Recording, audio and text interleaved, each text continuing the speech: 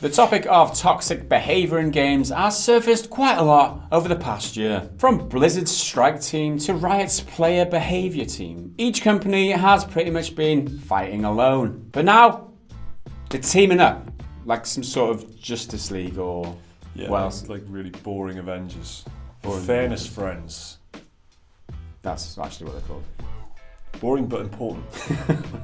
The Fair Play Alliance is a new formation of more than 30 different video game or related companies dedicated to cutting down on what it calls disruptive behaviour in gaming. It's made up of some massive companies, including the likes of Blizzard, Riot, Epic, Twitch, and CCP. They will share research and information between each other in a concerted effort to reduce toxicity and toxic behaviour among players in their games. The aim is that developers won't have to begin the fight from the ground up every time they create an online game anymore by creating a consistent set of behaviour standards between companies and their games. That, and by trying to better understand the underlying causes of poor behaviour in the communities that emerge within and around their games. The cause is simple, it's just little shits, isn't it? Just little shits getting on the internet, thinking they're hard, giving you loads of shit, telling you they f***ed your dad or whatever they say. It's anonymity, innit? It's the safety of not being close to the person that you're insulting. Like if they were down the arcade or something in the 80s, they'd never talk to each other like that. Back in the olden days, do you know what I mean? I don't know, I used to go down the arcade in Rill, I mean,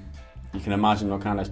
That's what I mean though, shenanigans went on there. You'd probably end up like having a fight or something. It wouldn't be like, Yeah. It's kids, there's no punishment for them, they can just be little twats. I blame the parents. Me too. The Fair Play Alliance began their work with a day-long summit at the Game Developers Conference, or GDC, in San Francisco this week. Developers from companies including Activision, Epic and Supercell attended to share their research, openly talk about the mistakes they've made, what kind of issues they've faced in their games, and the things they've learned in the process. Speaking to Kotaku at the event, Riot senior technical designer Kimberly Voll said, quote, "A lot of these challenges today are super intimidating. These are big cultural shifts. As an industry and as a society online, we're trying to find our way." Voll admitted her company Riot has made many mistakes in the area of player behaviour and toxicity, with games like League of Legends being prime examples of titles that could have crumbled under the weight of its players' toxic behaviour and the reputation that brings. "We've done a lot of dumb things," she said. But the Alliance is still just getting off the ground and it still faces some major challenges like deciding what good and bad behaviour even looks like. Close friends might hurl abuse at each other, for example, but not mean a word of it. The same words passed between strangers, on the other hand, might seem pretty toxic. And on the topic of League of Legends streamer Tyler One, who became a star on Twitch by being a walloping prick, Vol said, quote, "On one hand, we're very conscious of the slippery slope that is to step outside the game and try to impose values more broadly. On the other hand, every freaking thing's online. There is no IRL and online anymore. This is just all reality now." Walloping prick, is that some sort of phallus-shaped sword? Yeah, sure, that's because it's a what you wallop. That's what Tyler One is. Bludgeoning object with a big phallus. Yeah. That's why I imagine what a walloping prick looks like. Yeah, that's kind of what that's what Tyler One is. So the team is together, they just can't do it. They can't handle it on their own, and they've tried doing things like setting up special teams. The development progress has kind of slowed down on updates and patches and stuff because they focus so much resources on fighting toxicity. It sounds like they're trying to establish some kind of code of conduct or something like that, and that's my words, by the way, that's not what they've said. But that's what it sounds like they're trying to aim for, because it's easier to do that and just apply that to all online games and fight the battle that way, rather than every single developer have to fight every single toxicity problem on their own, and they're teaming up and sharing information and stuff. It's a really difficult problem though, because context is really, really important. Like the friends example there, friends talking to each other might be really abusive, but that might just be a thing they've got going on. Like her, isn't it? Well, exactly, because both parties are involved, they know what the joke is, they kind of respect each other, they're friends, but then if they're strangers, those exact same words and phrases being chucked around, maybe in text chat or something, is completely different. It might seem really toxic, so they've got some big challenges, but I think it shows that the industry really takes this seriously. Yeah. Because they're now starting to team up with their rivals and stuff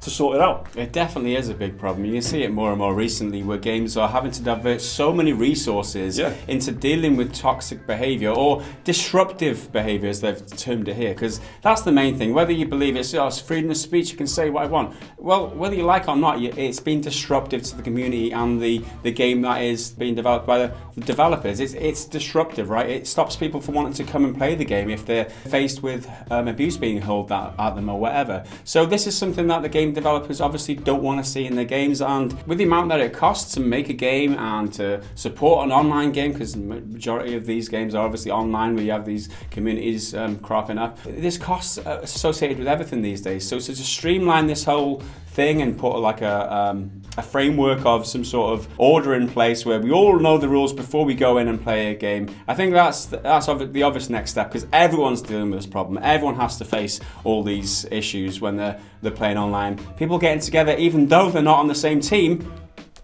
seems like the right thing to do. Just want to say as well that I'm fully aware of the irony of calling someone a walloping prick in a video about toxicity. And speaking of walloping pricks, let's take a look at what you've been leaving on our comments this week. Commenting on our God of War video from this week, Adam Cornish asks, "Are you guys Scouse?" No. Commenting on our Assassin's Creed leak video, Caustic Therapy comments, "How about setting Assassin's Creed in Merthyr Tydfil in around 1984? I think that would be awesome." Merthyr Tydfil, man. I mean, why not? I can see that. Yeah. Merthyr Tydfil. That would be pretty hardcore. Definitely an 18. Shout out to the Merthyr Tydfil crew. I really like the specific year as well. That's good. And commenting on this week's podcast, the iWave says, "PGG podcast the game. Pick one of 4 bearded characters and adjust your chair without anyone noticing. It's got to be better than 90% of Steam releases." Jake wouldn't be very good at that game, right? Nah, he lost that one. Yeah, that was you just can't adjust your chair mid podcast, so you can't bounce bounce on each. He was trying to be so discreet, but he just ended up being such the opposite. It just the whole bounce. Like boing. You needed a comedy sound effect is what that needed. I thought the only way to handle it was to put it in the title of the pod. That's the only way you can handle. That's the only way you could let that happen. Commenting again on the God of War video, Grover's1 comments, "YouTube is against you, Gareth. They are showing Bloodborne ads before your video." I didn't say I didn't like Bloodborne, right? What I said was I didn't like the fact that all they talk about in the office is Bloodborne. It's probably a very good game. People say I don't like Bloodborne. That's not true. People say I don't like The Witcher. That's not technically true. I'm just nonplussed. The thing about Bloodborne is that it's just the way that the narrative design is, the way that, the item drops and stuff, item descriptions, how it tells the story. It's a work of genius. Every 2 minutes, every opportunity. We really can't say enough good about it, to be honest, and hence the constant discussion about how Mike. great it is. This is Mike. Everybody meet Mike. This is Mike. Bet you go to sleep spouting that shit, don't you? Thinking it. Again, I don't dislike the game. It's this. So how do you guys deal with toxic behaviour? Has it ever stopped you guys playing a game before? Do you think these new changes might be awesome for the industry? Let us know down in the comments what you think. Like the video if you've enjoyed it. Subscribe if you are new around here. Check out another video on your screen there. Support us on Patreon. And we'll see you next time.